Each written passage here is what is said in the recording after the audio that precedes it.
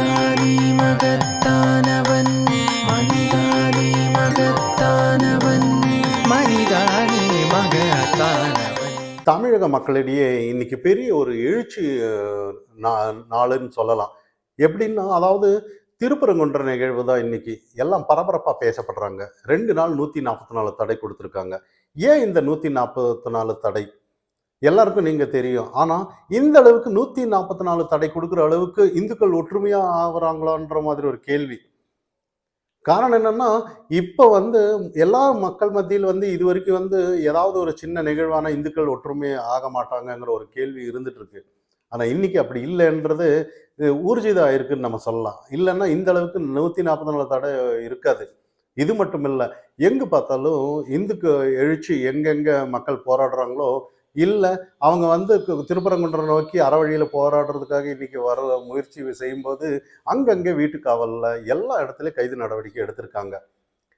ஆனா ஒரு விஷயம் மட்டும் நல்லா தெரியுது. ஆளுங்கட்சி என்னதான் ஒரு நிலைப்பாடு, அதாவது அற வழியில போராடுறதுக்கு, அதாவது நிறைய பேர் இன்னைக்கு கேள்வி எழுப்பிட்டு இருக்காங்க. அதாவது கோவை குண்டு வெடிப்புல அந்த நபர் கைதாகி அதுக்கப்புறம் இறந்ததுக்கு அப்புறம் அந்த இறப்புக்கு ஊர்வலமா இந்த எல்லாம் வேடிக்கை பார்த்தாங்க இந்த அரசு. அதுக்கு அனுமதி அளிச்சிருக்காங்க. ஆனா இன்னைக்கு அற வழியில நடக்கிறாங்க. அதாவது ஒரு போராட்டம், அதுவும் மக்களுக்கான உரிமை போராட்டம். எந்தவித ஆர்ப்பாட்டம் இல்லை, எதுவுமே ஒரு போக்குவரத்து யாருக்குமே ஒரு இடைஞ்சல் இல்லாம ஒரு அற வழியில நடத்துறதா அறிவிச்சதுக்கு தடை செஞ்சிருக்காங்க. இது ஜனநாயக நாட்டுல நிறைய பேர் கண்டனம் தெரிவிச்சிட்டு இருக்காங்க. ஏன் என்ன பிரச்சனைன்ற மாதிரி, இந்த மாதிரி ஆளுங்கட்சிக்கு என்ன பிரச்சனைன்னு. இதுக்கு முன்னாடி நம்ம சில விஷயங்கள் நம்ம இங்க புரிஞ்சுக்க வேண்டிய விஷயம் இருக்கு. அதாவது கோர்ட்லயே இந்த மாதிரி இந்த மலை முருகனுக்கே சொந்தம் அப்படின்ற மாதிரி எல்லாம் ஊர்ஜித எல்லாருக்கும் தெரியும். அதாவது லண்டன் கோர்ட்லேயே நிறைய, அது இல்லாமல் திருப்பரங்குன்றம் அந்த மாவட்டத்திலேயே அந்த காலகட்டத்தில் இந்த மலை முருகனுக்கே சொந்தன்ற மாதிரி தீர்ப்பு வெளியாயும் கூட ஏன் இந்த நிலைப்பாடுன்ற மாதிரி கேள்வி எல்லாருக்கும் மக்கள் மத்தியே இன்னைக்கு பேசப்படுறாங்க. அப்போ மக்களிடையே ஒரு நினைச்சு பாருங்க, இங்க யார் அது தடையா இருக்கிறது? இப்போ ஏதோ ஒரு ஓட்டுக்காகவோ இல்லை அரசியல்வாதிங்க பண்ற ஒரு விஷயத்துக்காக மக்கள் எத்தனை நாள் அதை நம்மளோட உரிமை, நம்மளோட கலாச்சாரம், நம்மளோட பாரம்பரியம் எத்தனை நாள் விட்டு கொடுக்க முடியுன்ற ஒரு என்னமா தெரியல. அதனாலதான் இந்த ஒரு எழுச்சியான்ற மாதிரி தான் நம்ம பார்க்கப்படணும். இதை தாண்டி சில அமைப்புகள், சில மத நல்லிணக்க அமைப்புகள் அப்படின்னு சொல்லி, அதாவது திருப்பரங்குன்றத்தை அந்த குன்று, அதாவது கலவர குன்றாக மாற்றி விடுவார்களோ அப்படின்னு சிலர் கம்ப்ளைண்ட் பண்ணிட்டு இருக்காங்க இன்னைக்கு. அதாவது கலவர பூமியா மாத்துறது யாரு? இந்து அமைப்பினரா? ஆட்டோட கோழியோட வந்தவங்க அப்ப அது கலவர மாத்துறதுக்காக அவங்க வரல. ஆனா அற வழியில போராடுறவங்க எப்படியெல்லாம் பாருங்க. அதாவது ஒரு நம்ம உரிமையை அதாவது இந்துக்கள் உரிமையை ஏதாவது ஒரு கேள்வி கேட்டுட்டான்னா அவன் மத ரீதியான ஆளு, அவன் அதை வேற மாதிரி யோசிப்பாங்க.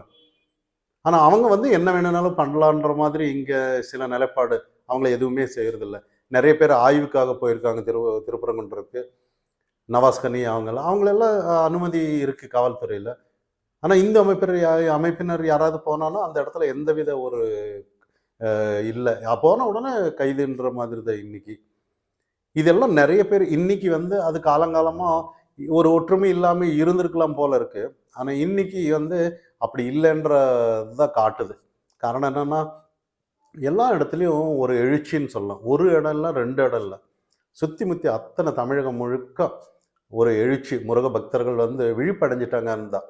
அது உண்மையிலேயே இந்த ஆளுங்கட்சிக்கானாலும் சரி, யார் இந்த மாதிரி சில அரசு, யார் எந்த அரசு இந்த மாதிரி சில நிலைப்பாடுகளை எடுத்து அடக்குமுறையை கையாளுறாங்களோ, ஜனநாயக முறையில் ஏதாவது எல்லாருக்கும் போராட உரிமை இருக்கு, எல்லாமே நடக்க உரிமை இருக்கு. ஆனால் அதெல்லாம் அடக்கி எல்லாம் ஒடுக்குமுறை பண்ணும்போது உண்மையிலேயே இது மக்களிடையே பெரிய எழுச்சி. இன்னைக்கு இப்போ அடக்கலாம், நாளைக்கு அடக்கலாம், எத்தனை நாள் அடக்க முடியுன்ற மாதிரி மக்களிடையே எழுச்சி வரதான் செய்யும்னு அண்ணாமலை அவர்கள் சொல்லுவார். மக்கள் மத்தியில் நிறைய கேள்வி இன்னைக்கு வரும். அதாவது ஆண்டாண்டு காலமாக இந்த மாதிரி ஒரு திருப்பரங்குன்ற நிகழ்ச்சி இந்த அரசோ இல்லை ஏதோ ஒரு அரசியல்வாதிகளால் ஏதோ தாரவாத்தி கொடுத்துட முடியுமான்ற ஒரு கேள்வி நிறைய இடத்துல வருது. சரி, இன்னைக்கு ஓகே, நாளைக்கு ஓகே, ஆனால் என்னென்னைக்குமே இந்த அரசு நீடிக்குமா அப்படிங்கிற ஒரு கேள்வி இந்த இடத்துல வருது. நாளைக்கு வேற அரசியலில் வரலாம், நாளைக்கு நாம் தமிழரே வரலாம், இல்லை வேற ஒரு ஏடிஎம்கே வரலாம், இல்லை பிஜேபியே வரலாம். தமிழக மக்கள் மற்றும் முருக பக்தர்கள் வந்து இன்னைக்கு உண்மையிலேயே ஒரு அந்த அளவுக்கு ஒற்றுமையாக கூடியிருக்காங்கன்னு நம்ம சொல்லணும். இல்லைன்னா இந்த அளவுக்கு 144 தடை வந்திருக்காதுன்னு தான் நம்ம பார்க்கப்படணும். இந்த 144 தடை வந்ததுக்கு காரணமே இந்து எழுச்சின்னு நம்ம சொல்லலாம். ஆனால் இருந்தாலும் மக்கள் மத்தியில் ஒரு கேள்வி ஒழிச்சிட்டே தான் இருக்கு. இது எப்படி ஒரு சாத்தியன்ற மாதிரி ஏதாவது ஒரு பிரச்சனைன்னா நீதிமன்றம் போய் போராடலாம்.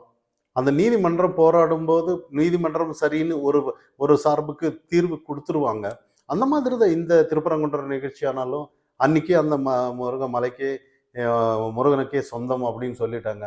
இருந்து கூட ஏதோ ஒரு அரசு தடுக்கும்போது மக்கள் மத்தியில் அது ஒரு உண்மையிலேயே ஒரு ஒரு எழுச்சிக்கான கேள்வியாக தான் இருக்கும்னு நம்ம பார்க்கலாம். அடுத்தது தமிழகத்தில் இன்னைக்கு காவல்துறைக்கு நிறைய சவாலான விஷயங்கள் தான் இன்னைக்கு நடந்துட்டு இருக்குன்னு நம்ம சொல்லலாம்.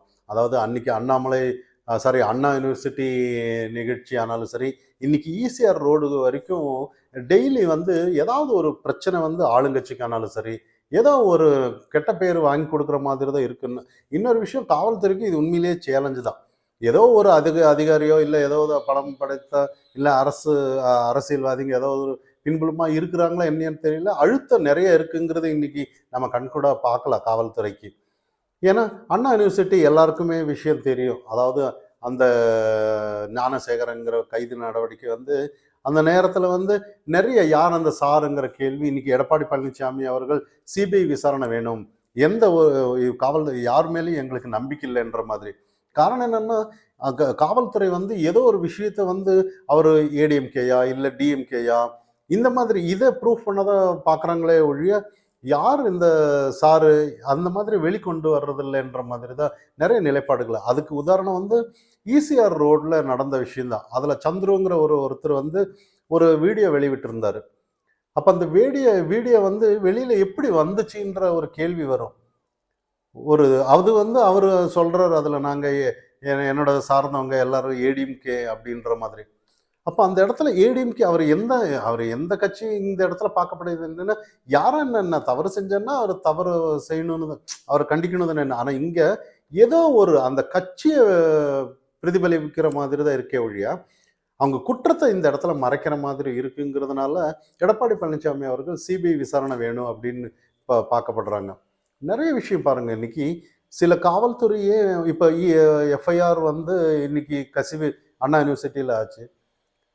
அப்போ அந்த அண்ணா யூனிவர்சிட்டியில் எஃப்ஐஆர் கசிவு வந்து யார் வெளியே அதை உள்ள அப்லோட் பண்ணாங்களோ அவங்க தான் கசிவு விட்டுருப்பாங்கன்னு நம்ம பார்க்கலாம். ஆனால் இது வந்து ஒரு பத்திரிகையாளருக்கு கிடைச்சிருக்கும். பத்திரிகையாளருக்கு வந்து இன்னைக்கு அவங்க ஃபோன் பிடுங்கி வச்சு சில அவங்க மேலே இருக்காங்களே ஒழியா, சில நிலைப்பாடு எடுக்கிறாங்களே ஒழியா, அந்த யாராலன்ற அந்த விஷயத்தை கண்டுபிடிக்கலன்றது தான் இன்னைக்கு பெரிய ஆச்சரியமா இருக்கு மக்கள் மத்தியில். இந்த மாதிரி ஒவ்வொரு இடத்துலையும் கூட குற்றவாளி யாருன்னு காட்டுறதுக்கு முன்னாடி சில விஷயங்கள் இங்கே டிஎம்கே ஏடிஎம்கே இல்லை யாராவது கம்ப்ளைண்ட் பண்ண போயிருந்தாலும் அவங்கள ஏதோ ஒரு திசை மாற்றி கம்ப்ளைண்ட் எஃப்ஐஆர் கொடுக்குறவங்கன்னா எஃப்ஐஆர் கொடுக்குறவங்களையே ஏதோ ஒரு விஷயத்தில் அவங்கள ஏதோ இப்போ நிறைய விஷயம் இந்த மாதிரி எஃப்ஐஆர் காப்பி வெளியானன்னா யார் கம்ப்ளைண்ட் பண்ண போகிறாங்கன்ற மாதிரி எல்லாம் பயப்பட தானே போகிறாங்க அப்படின்ற மாதிரி. அதனால தான் சிபிஐ விசாரணை கண்டிப்பாக வேணுன்ற மாதிரி எடப்பாடி பழனிசாமி அவர்கள் சொல்லியிருக்கிறாரு. இது இல்லாமல் ஈசிஆர் ரோட்டில் கொடி கட்டி போன ஒரு விஷயம், அந்த காரில் கொடி கட்டிட்டு அதுக்கு ஒரு விளக்கம் கொடுக்குறாங்க பாருங்கள். அதாவது இந்த மாதிரி எந்த டோல்கேட்டில் எந்த இடத்துலலாம் இஷ்டத்துக்கு நிறுத்தலாம்ன்ற மாதிரி தான். திமுக கொடி இருந்தான்னா எந்த இடத்துலையும் நிறுத்தலாம் அப்படிங்கிற ஒரு கேள்வி. அப்போ வந்து மக்கள் மத்தியில் என்ன நிலைப்பாடு ஏற்படும் அப்படின்ற மாதிரி தான். இதெல்லாம் ஒரு காவல்துறைக்கு ஒரு சேலஞ்சிங்க. இந்த மாதிரி பண்ணுறவங்கள வந்து ஏதாவது ஒரு கண்காணிக்க மாட்டாங்களா? நிறைய விஷயம் இருக்குது இன்னைக்கு. அதே மாதிரி நிறைய இன்னைக்கு என்ஐஏ வந்து தமிழ்நாடு முழுக்க வங்கதேசத்திலிருந்து 175 பேர் வந்திருக்காங்க. நிறைய அவங்கள வந்து கண்காணித்து அரெஸ்ட் பண்ணியிருக்காங்க. ஒரு 75 பேர் மட்டும் இப்போ மாயம் அப்படின்றாங்க. எங்கே போயிருக்காங்க என்ன ஏதுன்னு தெரியல. போலி ஆதார் கார்டு மூலியமா அதுக்கெல்லாம் யார் காரணம் அப்படின்ற மாதிரி இப்போ எல்லாம் வலை வீசிட்டு இருக்காங்க. அவங்க எங்கே போயிருந்திருப்பாங்க, எங்கே இருப்பாங்க, நிறைய தமிழக காவல்துறைக்கு நிறைய ப்ரெஷர் இருக்குன்னு நம்ம புரிஞ்சுக்க முடியுது. ஆனால் இருந்தாலும் அவங்கள சுதந்திரமாக வேலை செய்ய விட்டோன்னா உண்மையிலேயே பல நிகழ்வுல இருந்து பல அதாவது ஒரு தவறான சில நிகழ்வுக்கு முன்னாடியே கட்டுப்படுத்தலாங்கிறது தான் நம்மளோட நோக்கம். ஆனால் அது நிறைய விஷயம் அவங்கள யார் ஜாமீன் எடுத்திருக்காங்க, 75 பேர் வெளியில் எங்கே போயிருப்பாங்க, நிறைய விஷயங்கள் இன்னைக்கு மறைமுகமாக நம்ம தான் ஏதோ ஒரு நினச்சிட்டு இருப்போம். நமக்கு தெரியாமல் வந்து நிறைய நம்ம தேசத்துக்காக ஏதாவது இப்போ வங்கதேசத்தில் நடக்கிற விஷயம், இப்போ பாகிஸ்தான் எல்லாம் ரெண்டு ஒன்றாச்சு, அடுத்தது இந்தியாவை தான் குறி வச்சிருக்காங்க. அப்போ தேச ஒற்றுமையாக இருக்கணுங்கிறது வந்து இன்னைக்கு கண்டிப்பாக எல்லாரும் நினைக்கணும். அதுக்கு முழுக்க வந்து காவல்துறை வந்து சுதந்திரமாக செயல்பட விடணும். அரசு வந்து இன்னைக்கு அதாவது அரசியல்வாதிங்க இன்னைக்கு ஒரு ஆட்சிக்கு வரலாம், நாளைக்கு வெளியில் போகலாம். ஆனால் தேசம் என்றைக்குமே ஒரு ஒற்றுமையாக இருக்கணும். இல்லை ஒரு ஏன்னா இந்த மக்கள் வாழ்ந்து தேசம் நல்லா இருந்தால் தானே இவங்க ஆட்சியில் வந்து ஏதாவது ஒரு மக்களுக்கு ஒரு பணி செய்ய முடியும். இல்லை அப்படியே வேணாம் இவங்க ஏதாவது சம்பாதிக்க முடியும்னு நம்ம பேசலாம். ஆனால் இங்கே ஒரு பதட்டமான ஒரு சூழ்நிலை வங்கதேசம் மாதிரி வந்துச்சுன்னா இதெல்லாம் வந்து நிறைய வந்து நம்ம விழிச்சு இருக்கணுன்ற மாதிரி தான் நம்மளோட நோக்கம். இதை தாண்டி மக்கள் மத்தியில் அந்த மாதிரி ஒரு நல்ல ஆட்சி வரணும்னு தான் எல்லாம் விரும்புகிறாங்களே ஒழிய மனிதானி மகத்தானவன்